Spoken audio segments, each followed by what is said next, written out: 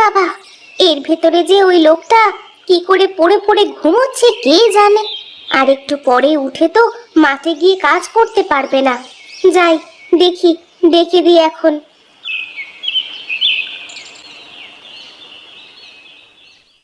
ওগো ওঠো, বেলা কত হলো সে খেয়াল কি তোমার আছে? ওই দেখো আবার শুয়ে পড়ে। বলি তোমার কি পড়ে পড়ে ঘুমালে চলবে, নাকি কাজকর্ম কিছু আছে?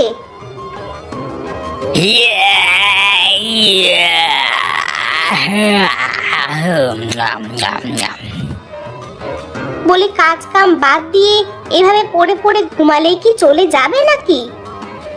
ওহ, কি গরম রে বাবা, ঘুমটাই তো হলো না ভালো করে। বাহ, কি সুন্দর কথা। এত গরম যদি লাগে তাহলে কি কেউ শুয়ে থাকতে পারে? আরে ঘুম না পুজলে মানুষ পড়ে থাকা ছাড়া আর কি করতে পারে বলো দেখি গিন্নি। হয়েছে, তোমার বক্তব্য শোনার সময় নেই আমার। যাও, উঠে কিছু মুখে দিলে দিয়ে মাঠে যাও। আর একটু পরে তো মাঠে গিয়ে কাজ করতে পারবে না। এই মেয়ে মানুষটার জন্য জীবনে কিছুই করে শান্তি নেই রে বাবা, কি যে করি।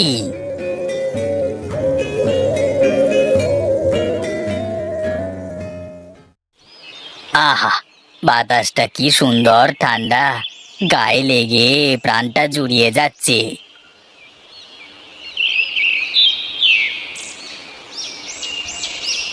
আরে প্রতাপ দা, কোথায় চললে তুমি? এই তোরে একটু গঞ্জে যাব, অনেক কাজ আছে। আরে একটু দাঁড়াও দাঁড়াও, বলছি এই আজকাল কি করছো? শুনলাম চাষবাস তো সব বাদ দিয়ে দিলে নাকি? এই চাষ করে তো পেটের ভাতই হয় না রে, তাই তো ভাবছি এখন থেকে ভাতই বেচবো। মানে কি যে বললে, আমার মাথার উপর দিয়ে চলে গেল। একটু বুঝিয়ে বলো দেখি। যা শুনলি তাই, এখন থেকে ভাত বিক্রি করব, মানে হোটেল দেব গায়ের বাজারে। এটা একটা ভালো বুদ্ধি দাদা, কিন্তু গায়ের মানুষ কি তোমার হোটেলে খেতে যাবে? আগে শুরু তো করি, তারপর দেখা যাবে। তা তুই কোথায় যাচ্ছিস?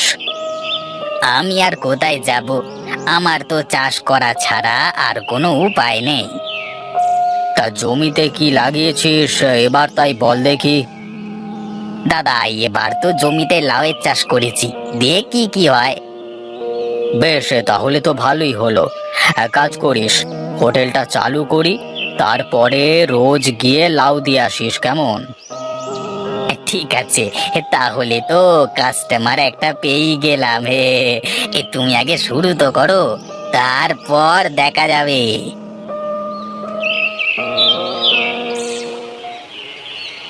বাপরে বাপরে বাপ, দুদিনেই কি পরিমাণ ঘাস হয়েছে জমিতে, উফ।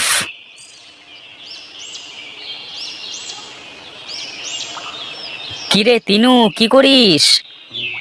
কেন, তোমার চোখে কি নেবা হয়েছে নাকি? দেখতে পাচ্ছ না ঘাস নিড়াচ্ছি। এই না না, মানে এভাবে বসে দেখ, কত মানুষ কত কিছুই তো করে, এই তাই বললাম আর কি। ফাজলামি হচ্ছে। তা তুমি মাঠের মধ্যে কি করো? তোমাকে তো জীবনে চাষবাস করতে দেখিনি। চাষবাস করতে দেখিসনি, এখন দেখবি। তার মানে তুমি কি আবার চাষ শুরু করবে নাকি? তাই তো ভাবছিলাম রে, বাড়িতে বসে বসে অলস সময় কাটে, তাই ভাবলাম যে বসে থেকে কি লাভ, যদি পারি একটু চাষবাস করি। নিজের তো আর জমি জমা কম নেই। এইটা ঠিকই বলেছো দাদা, সবাই যদি তোমার মতো করে ভাবতো, চাষের মনোযোগী হতো, তাহলে আমাদের দেশে মানুষের খাবারের অভাব হতো না। হ্যাঁ রে, এখন তো আর ইচ্ছে করে কেউ চাষ করতে চায় না। ওই যে একটা কথা শুনিসনি, রোদে রোদে পুড়ে মরি রে ভাই, পাছায় জোটে না তেনা। সত্যি দাদা, চাষিরা তো এভাবেই মরে, দিন রাত খেটে মরে, কিন্তু বাবুরা বসে বসে মজা মারে। যাই হোক, তা বল দেখি কি চাষ করব? আমার তো চাষের কোনো অভিজ্ঞতা নেই রে। তুমি চিন্তা করো না দাদা, এক সময় বসে তোমাকে সব বলবো। হ্যাঁ, হ্যাঁ, সব জমিতে তো আর সব ফসল হয় না। বেশ, তুই তাহলে এক সময় আসিস। আমি এখন গেলাম রে।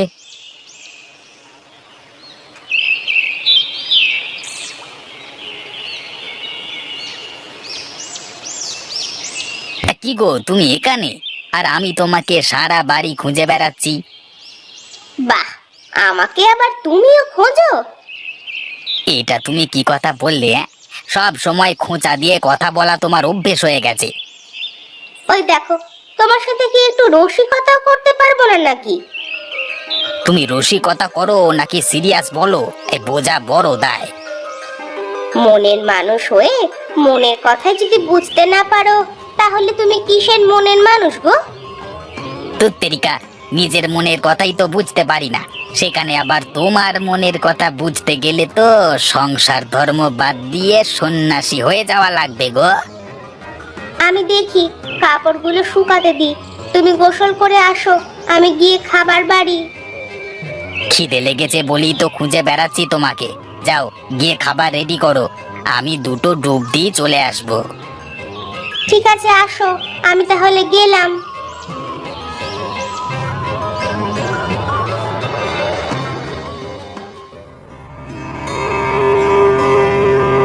ও প্রতাপদা, কি খবর তোমার? আরে তিনু যে, আয় আয় ভেতরে আয়, বস রে। কোথায় যাচ্ছিলিস তুই? কোথায় আর যাব, এই বাস দিয়ে বাড়ি যাচ্ছিলাম, তাই ভাবলাম তোমার হোটেলটা একটু দেখে যাই। হ্যাঁ রে, শুরু তো করেছি, কিন্তু তেমন বেচা কেনা নেই বুঝলি। আমি কিন্তু তোমাকে আগেই বলেছিলাম দাদা। আরে পাগল, সব কিছুতেই তো রিস্ক থাকে, রিস্ক না নিলে কি কিছু করা যায় নাকি?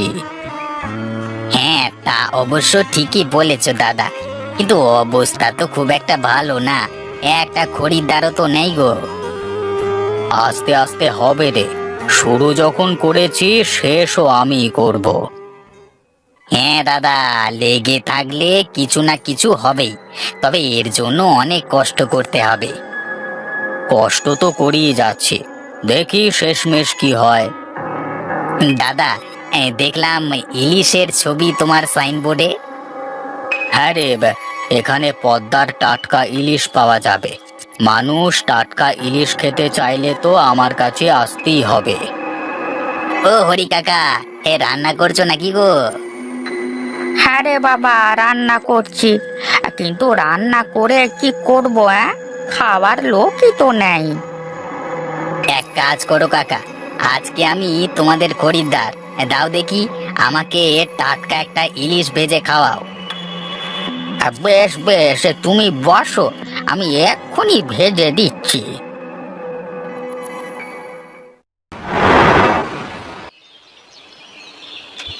হায় হায় রে, আমার এই কি সর্বনাশ হলো রে, এখন আমার কি হবে? আমার সাথে কেন এমন হলো? সব দোষ ওই বীজওয়ালার, আমি ওকে ছাড়বো না। কিরে তিনু, এভাবে বসে আছিস কেন? আমার সর্বনাশ হয়ে গেছে দাদা, আমার সবকিছু শেষ। কেন রে, তোর আবার কি হলো, আমাকে বল দেখি। দেখো দাদা দেখো, জমিতে কেমন লাল রঙের লাউ ধরেছে, ওই বেটা বীজওয়ালা আমাকে ঠকিয়েছে। এত টাকা পয়সা খরচ করে, এত কষ্ট করে, এখন যদি এমনটা হয়। লাল লাউ? তাতে কি হয়েছে? তুই কি একটা লাউ খেয়ে দেখেছিস? না দাদা, লাউ কি আবার লাল হয় নাকি? তাছাড়া এটা অন্য কিছুও তো হতে পারে। আরে না না, এটা লাউ। এক কাজ কর, আগে একটা লাউ তুই রান্না করে খেয়ে দেখ, তারপর তুই বুঝতে পারবি তোর কি করবার দরকার, বুঝলি?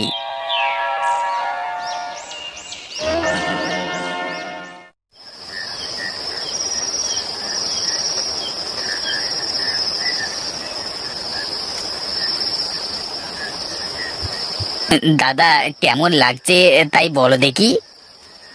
হুম, অসাধারণ অসাধারণ, আরে তোর লাউয়ের কোনো তুলনা হয় না রে তিনু, আর তোমার হাতের রান্নাও ভালো হয়েছে মালতী। দাদা, এমনিতেই এই লাউয়ের স্বাদটা একটু বেশি মনে হলো। হ্যাঁ, তা তো খেয়েই বুঝতে পারছি। আচ্ছা তিনু, একটা কাজ করলে কেমন হয়? কি কাজ দাদা, বলো তো শুনি। আরে এই লাল লাউ তো তোর কাছে ছাড়া আর কারোর কাছে নেই। যদি আমার হোটেলে লাল লাউ আর ইলিশ বিক্রি করিস, মালতী আর হরি কাকা বা রান্নার কাজ করবে, আর আমরা এই দিকটা সামলাবো। বাহ, খারাপ বলনি দাদা, কিন্তু কিভাবে কি করা যায়? কিভাবে কি রে পাগল, এখন থেকে দুজনে মিলে হোটেল চালাবো। যা হবে দুজনে ভাগাভাগি করে নেব। এ তো খুবই ভালো কথা দাদা। আমি তো আরো ভয় পাচ্ছিলাম যে আমার এই লাল লাউ বোধহয় সব ফেলে দিতে হবে। পাগল ছেলে, তাহলে কিন্তু কাল থেকে আমরা শুরু করব। ঠিক আছে দাদা, তুমি যা বলবে তাই হবে।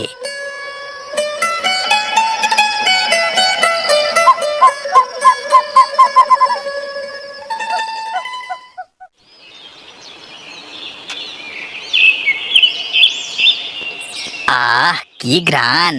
রান্না সত্যি অনেক মজার হবে মনে হয় হরি কাকা। হ্যাঁ রে টিনু, বৌমার হাতে তো জাদু আছে রে। তুমিও সবার মতো বাড়িয়ে বলছো হরি কাকা।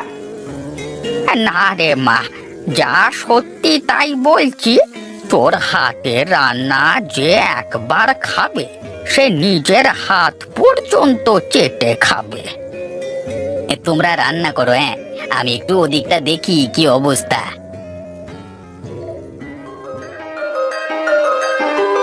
কি দাদা, তুমি এখানে দাঁড়িয়ে কি করো? যাও যাও, ভেতরে গিয়ে বসো। ভেতরে গিয়ে কি করব? লোকজন তো কেউ আসে না রে। আরে অত চিন্তা তোমাকে করতে হবে না, যাও তুমি একটু তোমার চেয়ারে গিয়ে বসো।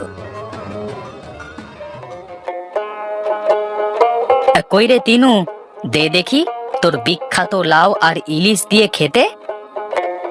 আচ্ছা দাদা, বসো তুমি, আমি এক্ষুনি খাবার নিয়ে আসছি।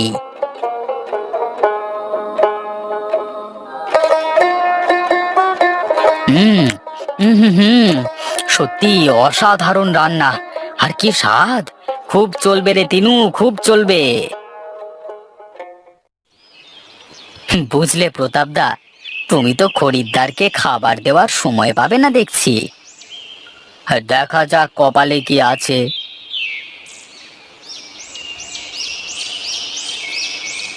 এতেও তো কোনো লাভ হলো না রে তিনু, এখন কি করব বল। দাঁড়াও না দাদা, একটু দেখো কি হয়। আরে তিনু, ওরা হোটেলের দিকে আসছে না? হ্যাঁ দাদা, যাও তুমি তোমার চেয়ারে গিয়ে বসো।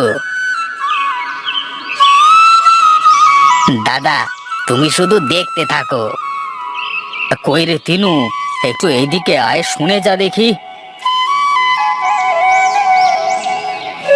ওরে আজকের মতো তো সব খাবার শেষ হয়ে গেছে, বাইরে গিয়ে সবাইকে বলে দে কালকে আসতে। সবাই শুনুন, আজকে অল্প করে রান্না করা হয়েছে, তাই সব খাবার শেষ। আপনারা কালকে আসুন, হ্যাঁ, সবাই খাবার পাবেন। এই নে তিনু, তোর ভাগের টাকা। আজকে তোর জন্যই এত কিছু সম্ভব হয়েছে। যা হয় ভালোর জন্যই হয় দাদা। আমাদের লাল লাউ আর ইলিশের কথা এখন সারা গাঁয়ের লোকের মুখে রটে গেছে। বেশ, এখন তাহলে বাড়িতে চলে যা, কালকে সকাল